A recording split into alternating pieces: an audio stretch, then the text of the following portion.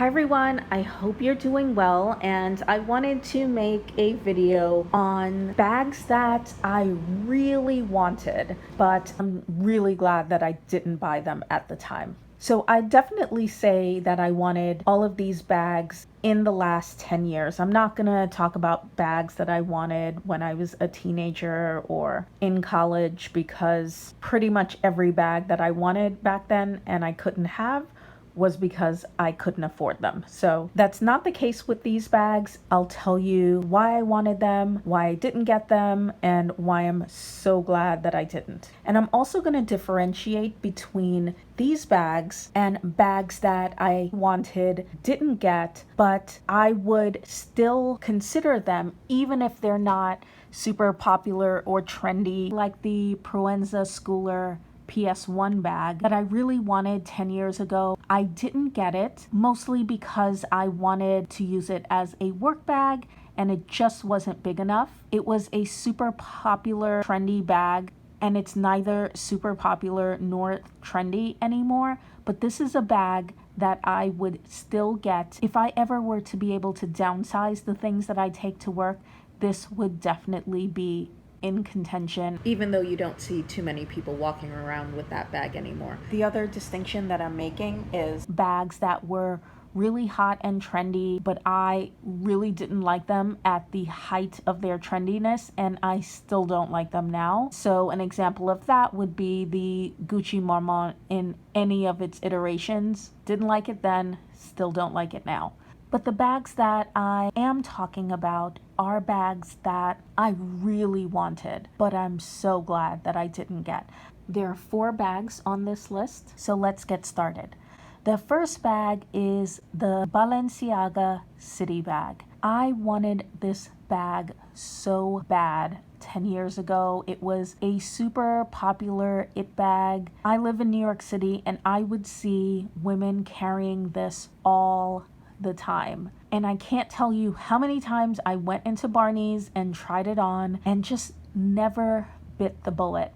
What I liked is that it's relatively logo-less. It carried a bunch. I carried a lot back then and I still carry a lot now. The leather seemed so soft, and I'm really hard on my bags. I'm the kind of bag wearer that had holes in all 4 corners of my Longchamp Les Pliages. My Neverfull corners are worn, so there is no way that a Balenciaga City bag would have held up. Back then, I had just started thinking about the kinds of bags that I like. Now I have a very clear understanding of the kinds of bags that I'm into, which are structured, clean lines, a little bit of logo, but not too much. Now I recognize that it was the lack of structure that was bothering me, but back then I wasn't sure what it was. I was just not sold 100%. This bag would have been a heartbreaker because they don't retain their resale value, so I would have lost a ton of money. So even though I love this bag back in the day, I am so happy that I didn't buy it. The next bag on my list is the Alexander Wang Rocco. I wanted this bag around 2011 in the black with the rose gold studs. It was such a cool girl look.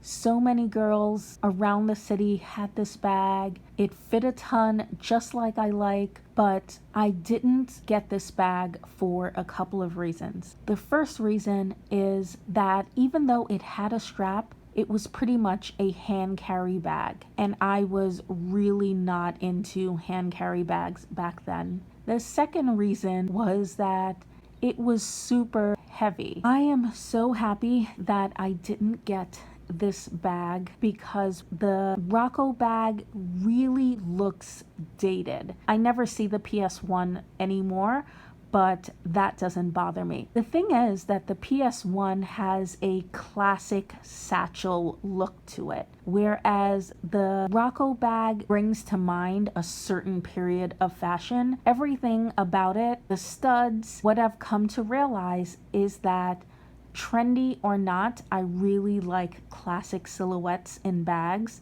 and this bag is not classic. Secondly, even though I'm into hand carry bags now, the weight of this bag would drive me crazy and I would just end up never wearing it and it would have been a waste. The good thing about this bag is that it was never ridiculously expensive. So even though it didn't have great resale value, I would have ended up selling it or giving it away. The third bag on this list is the Celine mini luggage tote. This is one of those bags that I was just drooling over in 2011 when I went on a bag buying bender. I love this bag. It was huge, which I love. It was well crafted. It was made of strong leather. It was fairly structured. It was a hand carry bag, and that was a con. It's a pretty heavy bag, but unlike the Alexander Wang Rocco, I was so in love with this bag that I would have been willing to get over the weight. The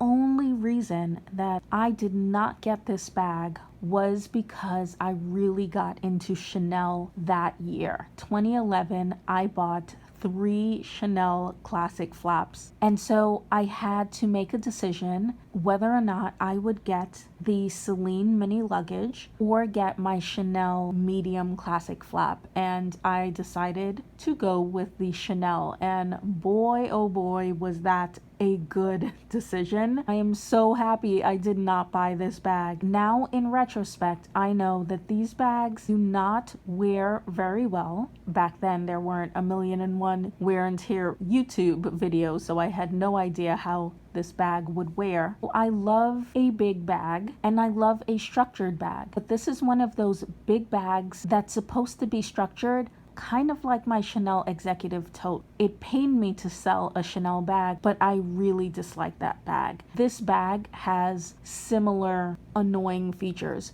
So it's big, it's hand carry, but it's not structured, even though it's supposed to be structured. Not to mention, they were expensive then and they're expensive now, and their resale value is awful. So I would have lost a whole lot of money. Plus, I would not have bought my Chanel medium classic, which I still have today, in favor of this bag, which would have been a terrible mistake. So good on me that I did not buy this bag.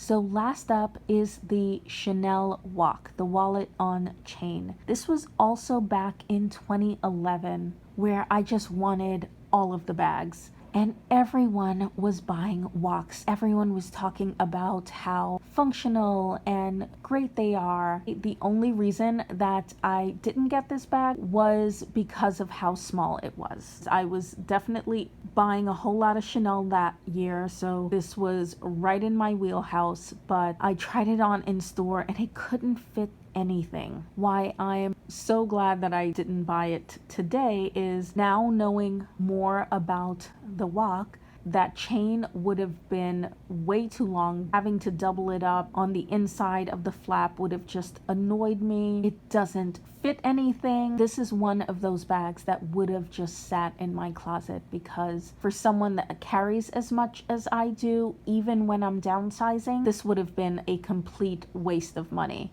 So this is a bag that I definitely would have sold, and it pains me to ever sell Chanel. The saving grace of this bag, unlike any of the other bags that I talked about, is that I probably would have gotten my money back even if I sold to a consignment store, because the Chanel walks have increased so much in price since 2011. It was probably around $1,500, maybe slightly less at the time. Okay guys, that's my list of bags that I really wanted back in the day, but I'm so glad that I didn't get. Are there any bags that you were really into and didn't end up getting and you're really happy that you didn't? Put them in the comments below and let me know what you think of my list. Or if you have any of these bags and they've served you really well, I'd like to hear about that as well. I hope you guys are doing really well. It's July here in New York City. I've been quarantined for 4 months. Things are starting to slowly open up here, but it's been a rough few months and I've been working really hard at home, thankfully remote learning